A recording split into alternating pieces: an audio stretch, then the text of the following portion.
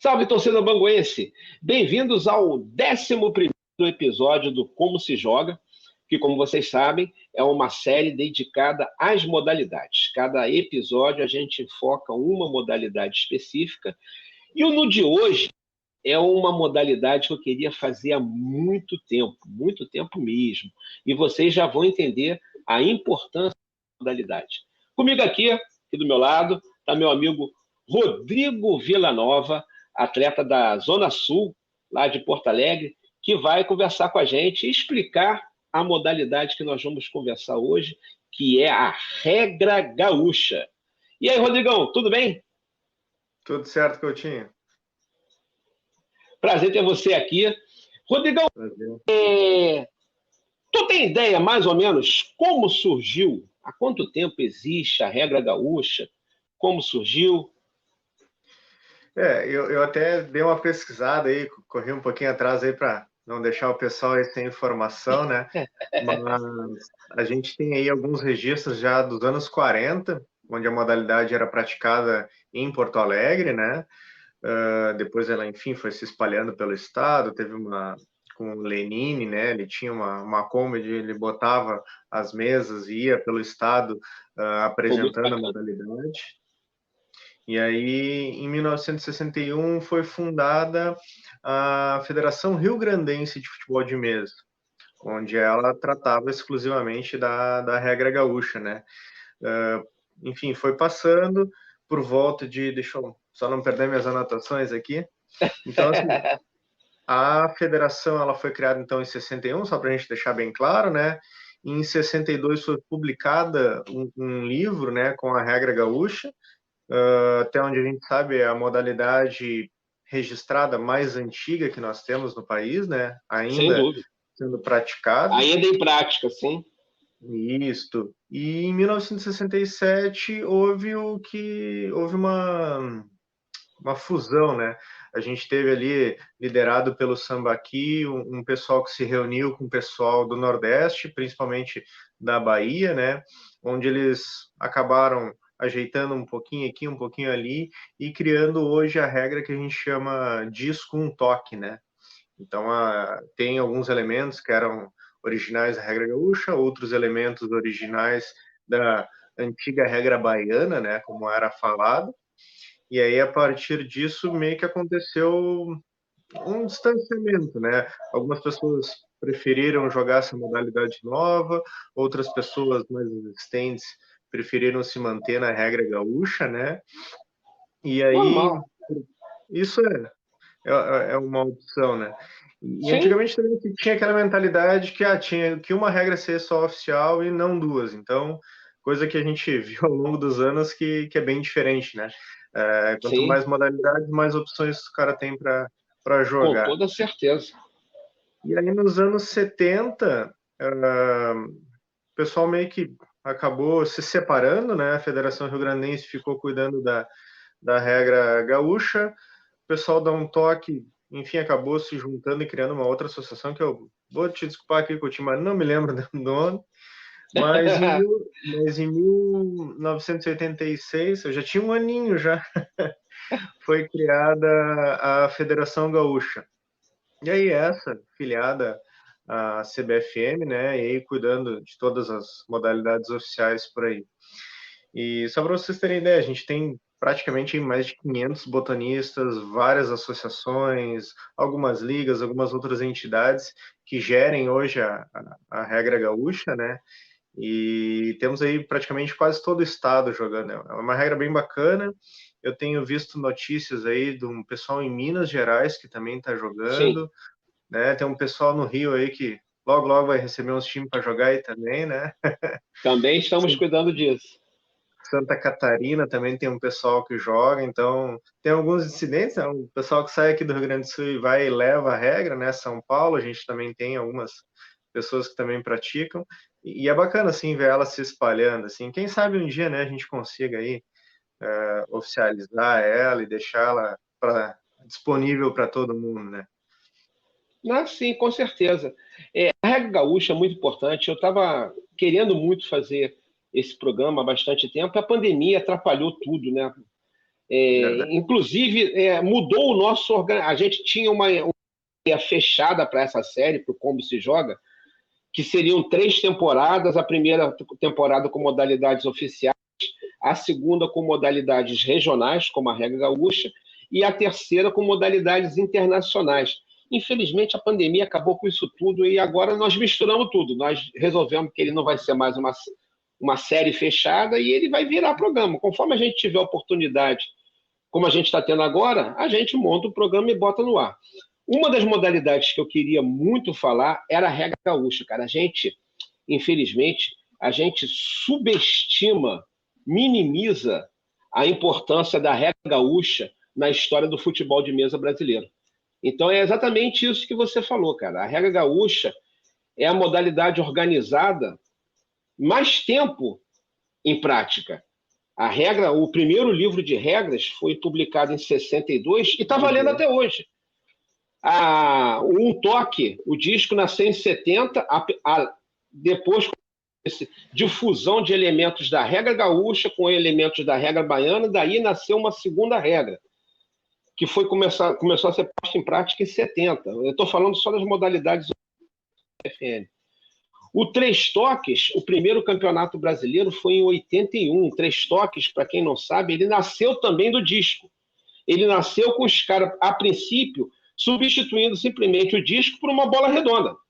E depois a própria regra foi ganhando as suas características próprias. Teve o primeiro brasileiro em 81, 82, alguma coisa assim. O primeiro brasileiro de 12 toques só foi em 87, 88. O primeiro brasileiro de dadinho foi em 2003. Então, olha a distância que nós estamos da regra gaúcha, que já estava organizada numa federação em 61, e da regra gaúcha nasceu o disco, nasceu por tabela o três toque, ou seja, quanta coisa nasceu a partir da regra gaúcha. E ainda hoje é uma regra praticada por 500 pessoas no Rio Grande do Sul. Então, é uma regra que tem uma importância histórica, não em detrimento de nenhuma outra, que nós vamos enfocar também. A gente vai fazer programa da regra pernambucana, da regra paraibana, de todo mundo. Mas a regra gaúcha ela tem uma importância histórica que precisa ser resgatada dentro da história do futebol de mesa brasileiro. Eu estou muito feliz, agradeço muito a tua ajuda. Vocês vão ver, gente, o Rodrigo vai até comentar mais tarde, quando ele começar a mostrar os vídeos para a gente. Estamos na pandemia, né? Ele teve que fazer a demonstração da regra numa mesa de dadinho. Então, a mesa que vocês vão ver o Rodrigo demonstrando não é exatamente a mesa da regra gaúcha, foi o que ele pôde disponibilizar para a gente. Ele gravou com uma mão jogando e com a outra segurando o celular. Então, foi realmente, eu agradeço muito o esforço do Rodrigo para ajudar a viabilizar o programa de hoje. Tem um outro detalhe, Rodrigão, uma coisa também interessante. Em geral, o futebol de botão, como o nome diz, né, nasceu de botões de roupa sendo transformados em botões para jogar. A regra gaúcha tem uma outra particularidade, que é o famoso botão puxador.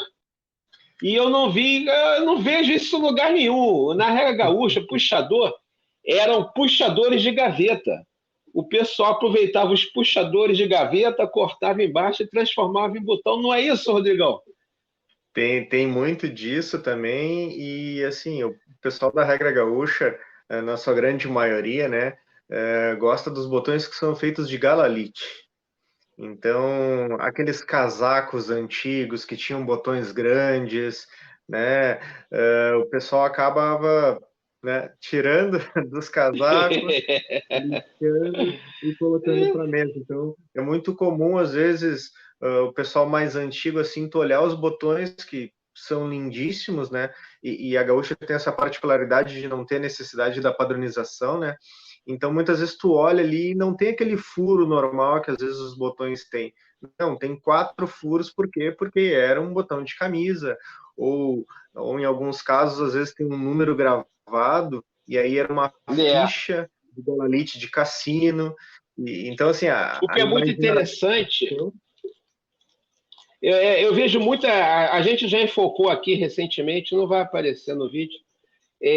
nós enfocamos a rega catalã, que agora ela se chama internacionalmente Old Style.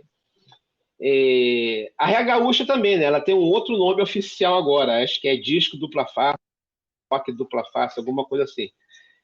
A rega paraibana também, ela também já não se chama mais rega paraibana, é disco com goleiro móvel. Eu acho bacana isso, eu acho bacana que o nome da regra, ela automaticamente ela já dê assim uma noção do que você vai encontrar, do que vem pela frente. É bem bacana. E ela também tem essa característica. Isso aqui é um botão de jogar. Nós estamos mandando para vocês aí, em Porto Alegre, e não sei se a câmera vai pegar. Eles também têm 2 furinhos para cima. Talvez a parte de trás pegue melhor. Isso, ó. Eles também têm 2 furinhos para que simule que ainda é um botão de jogo. E ó a bolinha. Isso também não é botão de roupa, isso aqui são bolinhas da regra catalã, fabricadas para jogar, mas elas são feitas para simular um botão. Como se fosse um botão de roupa. Como se fosse um botão de roupa. Eu acho isso muito legal, cara. É totalmente old style mesmo, e a regra gaúcha também tem essa... Eu esqueci, cara, agora não tá aqui. Eu separei um botão que eu trouxe quando eu estive em Porto Alegre, que você ia gostar, é um botão do Grêmio, com aquele logotipo do Mundial, aqueles 3 globos, globo terrestre que se transforma no escudo do Grêmio. Eu trouxe lá do Mimo. Eu não me lembro se eu comprei ou se foi o Mimo que me deu de presente. Enfim, eu ia mostrar para você que pelo menos um botão já tem aqui esperando. Mas está em crescimento, tá? Talvez até no reboque da própria regra catalã, o pessoal aqui no Rio está com uma expectativa também de começar a jogar a regra gaúcha. E eu tenho visto isso. Eu sei da galera de Minas, que acho que inclusive eles já fizeram mesa lá em Minas. Então tardiamente, mas enfim, a modalidade já começa a se expandir para o resto do Brasil. Eu acho muito legal, cara. O bacana, assim, voltando um pouquinho da história dos botões, que é legal, né? Hoje em dia a gente tem os botões que são torneados, né? Sim. Máquinas, saem exatamente precisos, né? O legal da regra gaúcha é que por muitos anos os botões eram feitos no esmeril. Então tu imagina, aquela pedra no esmeril rodando e tu ali fazendo e cuidando e girando. Aí sai um botão mais ou menos circular, alguns ovalados, mas olha, isso é muito legal, cara. Isso é um resgate. Eu tenho pouquíssimos, né? Até porque são difíceis de conseguir, né? E o pessoal, enfim, tem a questão dos valores, né? Uhum. Mas eu tenho um botão que era feito no esmeril e olha, sensacional. Eram realmente assim, ó, eram artesãos assim espetaculares que faziam. E tu vê assim, tem todo um charme de tu botar aquele botão na mesa, ele anda cara, super bem. É impressionante como eu digo a gente, eu sou mais velho que você, mas eu digo a gente que foi criança nos anos 80, nos anos 70, nos anos 60, como a gente se virava nos 30 e como as coisas ficavam legais. Esse dia eu estava lembrando dos botões que a gente fazia lá em Bangu, em forminha de empada, cara. A gente derretia as tampinhas das canetas Bic, e aí apertando ali, e era um negócio complicado. A gente tinha que botar na boca do fogão, você botava uma chapa de metal para poder fazer, botava a forminha de empada em cima, para tudo ir aquecendo, botava fogo na caneta, ia derretendo, ia apertando, enfim. Depois tu pegava aquilo quente e jogava dentro d'água, para dar um choque térmico e ele soltar da coisa. Aí tu dava uma pancadinha e ele soltava. Aí depois a gente enchia de vela, porque ele ia ficar cheio de buraquinho, como os botões de Paladon. E a gente enchia de vela para ir ocupando espaço, e depois ia para a calçada. A Antônia falou no esmeril, a gente lixava na calçada, saía procurando uma calçada mais grossa, mais fina, de acordo com o que a gente queria, e ia para a calçada, ficar ali lixando. Você sabe que o calor em Bangu é senegalesco, é de 50 graus para cima, a gente embaixo do sol e lixando o botão. Cara, é uma época maravilhosa. E talvez isso explique o tanto do amor que a gente tem pelo futebol de mesa. Entendeu? Porque a gente simplesmente não ia na loja e comprava um time. Era toda uma mística, uma coisa envolvida muito legal. Muito legal mesmo. Enfim, Então é isso daí. Gente, Rodrigão, quer falar mais alguma coisa? Não, tudo certo. Eu espero que o pessoal goste Esgotar um aí, como eu assunto? falei, né? Foi, Sim, foi, foi então, feito no galera, momento cuidadinho, mas vai dar tudo certo. vai sim. Rodrigão, brigadão aí pela força, brigadão aí pelo apoio no programa. Gente, na sequência, o Rodrigo vai mostrar pra gente, com as dificuldades que nós já comentamos da pandemia, ele sozinho em casa fazendo, mas ainda assim nós vamos conseguir mostrar, ou para vocês terem pelo menos uma ideia do que é de como se joga. Eu esqueci de falar o nome do programa, tem sempre que falar. Para vocês terem uma ideia, como se joga regra gaúcha. Abração aí, pessoal. Saudações alvirrubras. Rodrigão, brigadão aí, meu amigo. Tamo junto. Valeu a força. Valeu.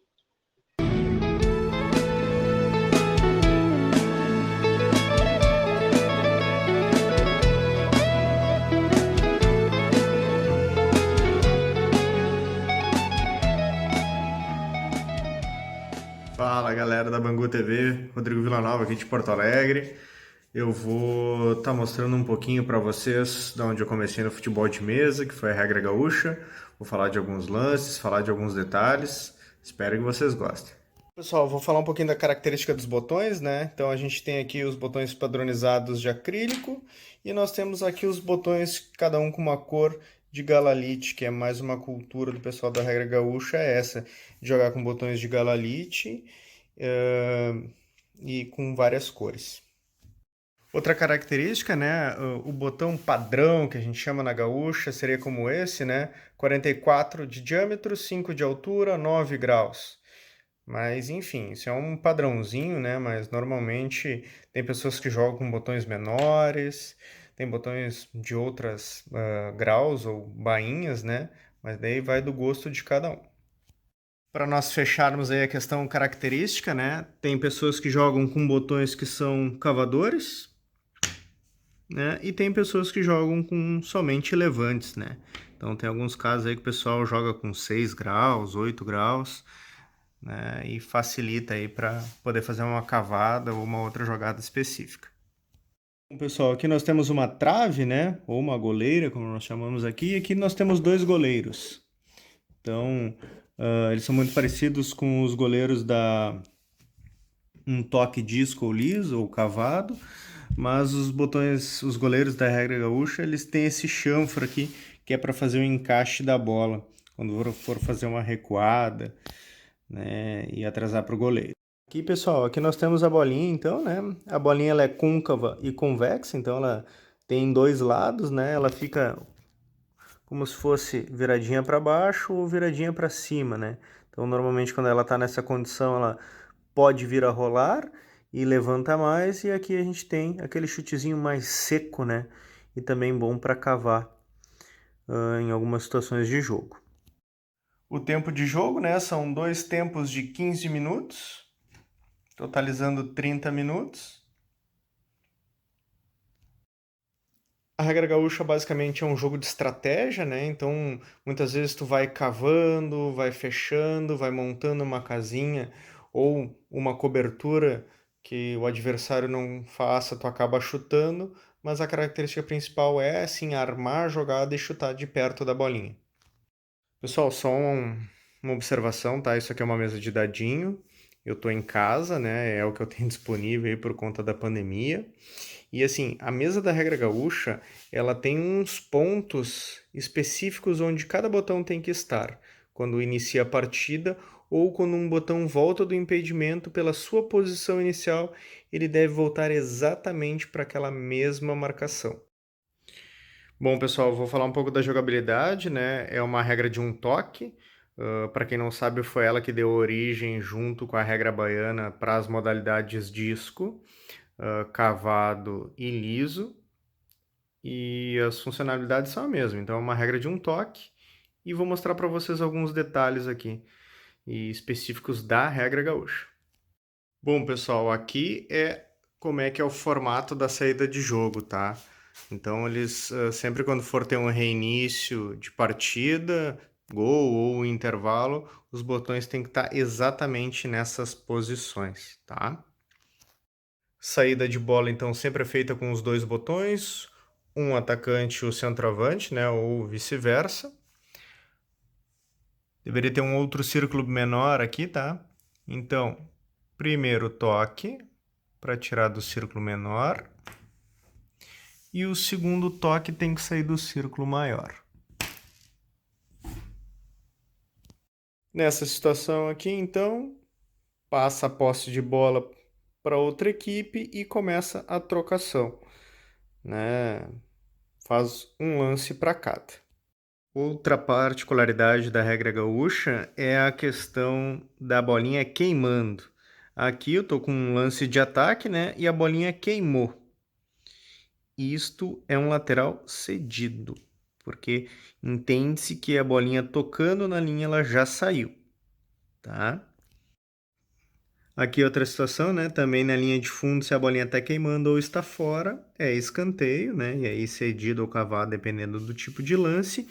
Entretanto, quando a bolinha está na linha do gol e queimando, tá? Ela só é gol se ultrapassar toda, senão é reposição para o goleiro. Nessa condição não é permitido o chute a gol, só é permitido o chute a gol após a bolinha cruzar totalmente a linha do meio de campo. Bom, pessoal, com relação a uma falta, né? No ataque, tu tem o direito de chutar direto a gol ou fazer um passe e chutar. Se tu não der o passe, a bola parar que assim, tu tem direito ao segundo lance, mas sem chutar a gol. Corre uma falta no campo de defesa, tu tens o direito de cobrar a falta, fazer um passe, desde que não tenha impedimento na jogada, e se a bolinha sobrar no campo de ataque, tu pode vir a gol com outro botão e chutar. Se tem uma falta no teu campo de defesa e tu bata a bola para frente e não efetue o passe, tu ainda tens o direito de fazer um segundo lance, mas sem chutar a gol. Bom, pessoal, outro tema interessante é a questão do impedimento. Então a gente vê que a gente tem uma linha de defesa aqui e um botão que está avançado. Esse botão que está avançado, se a bolinha estiver aqui, ó, ele não está impedido e ele pode vir fazer a jogada. Caso a bola tenha partido do campo de defesa e ultrapassado essa linha, esse botão aqui está impedido, a bolinha vai até onde ele está e ele volta para aquela posição inicial na marcação da mesa. Então, por isso que é importante ter aqueles pontinhos na mesa e o botão, como é o centroavante, vai retornar para sua posição inicial. Ele não pode retornar para outra posição. Detalhe do impedimento, né? Se a bolinha parte do campo de defesa, mas bate num jogador da defesa e para cá, isso tira o impedimento.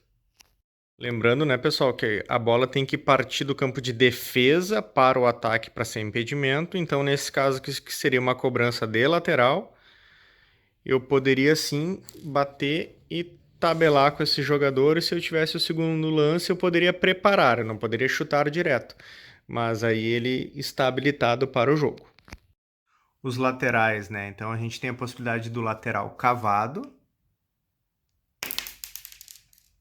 que é quando a gente lança a bola no botão adversário e sai, e aí eu posso repor a bola, sempre a bolinha na linha e com um único lance. Pode ser colado, viu? Outro tipo de lateral é o lateral cedido, que é quando tu tenta cavar uma bola e não consegue, e aí bota direto para a linha de fundo. Quando isso acontece, o time adversário ele pode cobrar,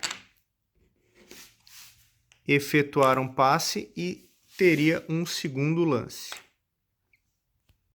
Reforçando, né, pessoal, que esse segundo lance aí que ele tem após o lateral, ele não pode chutar a gol. Ele pode tentar fechar uma casinha ou fazer alguma outra jogada, e também ele não pode cavar um lateral ou um escanteio. A bola tem que permanecer em jogo.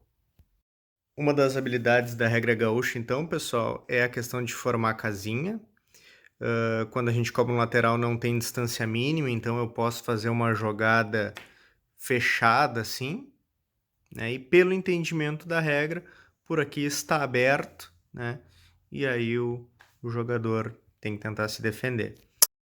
Outro fato curioso, pessoal, se eu utilizar o botão aqui, o camisa 11, para cobrar, e ele bater o lateral e a bolinha bater nesse botão aqui e parar aqui, se for um cedido, eu posso jogar com esse cara aqui novamente, ou se for um lateral cavado, o adversário vai vir, vai tentar chegar perto da bola e esse cara aqui está habilitado a chutar. Então a principal ação, né, a principal formação das jogadas são através dos laterais cavados e cedidos, onde tu pode arquitetar para proteger a bola do adversário, né, ou então cavando e colocando para dentro de uma jogada armada, ou o principal, né, que quando é um escanteio cedido, onde tu efetua o passe ou coloca dentro da área e tenta o chute para o gol. Aqui nós temos um lance de casinha, né? Normalmente é o lance que mais deixa o pessoal brabo aí quando acontece, porque se nós formos observar aqui, ó, aparece a linha, então ele poderia inclusive estar aqui assim, praticamente quase tocando a linha, mas o campo aparecendo. Desta forma, a jogada estaria aberta, então eu poderia posicionar meu botão para poder fazer o chute. Pessoal, a gente tem duas possibilidades, né? A gente tem o escanteio cedido, que é quando tu joga direto para fora. Nesse caso, bolinha no centro, quarto círculo, faz a cobrança. Se a bolinha parar dentro da área ou se ele fizer um passe, que é bater no botão, e parar no campo de ataque, ele pode chutar a gol. Vamos ver com a canhota, ver se funciona.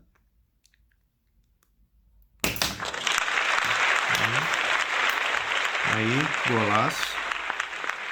De canhota, hein? Mas bah! Bom, já um escanteio cavado, que quando o ataque consegue o escanteio, ele só tem a possibilidade de fazer a cobrança num único toque. Pessoal, filmar e chutar, eu tentei algumas vezes que não deu, mas quando a gente tem um escanteio, pode ser cedido ou cavado, eu tenho o direito de, no primeiro lance, pedir a gol, chutar a bola. Pode bater no meu próprio botão ou no botão adversário e ela pode, sim, entrar para o gol e é gol. Uma jogada muito comum, pessoal, também na regra gaúcha, é quando a gente tem essa jogada aqui, ó, o lateral é meu, só que eu vou fazer a cobrança e tem muito impedimento, né? Eu não consigo jogar limpo a bola para frente. O que eu faço? Eu pego a bolinha, cobro o lateral contra o meu gol e recuo para o goleiro. O goleiro vai segurar a bolinha, eu venho aqui e cobro um tiro de meta. Bom, pessoal, agora eu vou falar do tiro de meta, né? O tiro de meta, ele só pode ser cobrado com os zagueiros, então aqueles botões naquelas marcações iniciais que são o teu 3 e o 4, ou o teu 2 e 3, dependendo aí de cada camiseta que a gente coloca, é eles que fazem essa cobrança. Nenhum outro botão pode cobrar esse tiro de meta. E sempre no lado que a bola saiu. Aqui é outro fato interessante, tá? Eu não me lembro disso em outras regras, mas pelo menos na regra gaúcha, tu pode sim colar a bolinha no botão e aí fazer o acionamento, né? E normalmente isso é feito para quê? Para o botão ir, empurrar a bolinha e parar, fazendo uma proteção aí para jogadas futuras. Situação dessa, né, onde tu vai cobrar o tiro de meta, provavelmente viria ter um impedimento, tu pode cobrar o tiro de meta, empurrar o botão do adversário, se ele ficar para cá e a bolinha para cá, tá tudo ok. Se o botão dele também sair de jogo, também tá liberado, tá? Isso é um fato que a regra permite.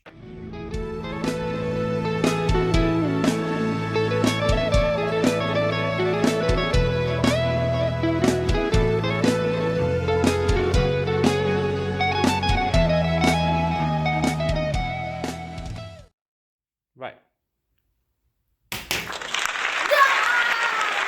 O Bangu tem também a sua história, a sua glória, enchendo seus fãs de alegria. De lá pra cá, surgiu o Domingos da Guia. Tem seu corpo.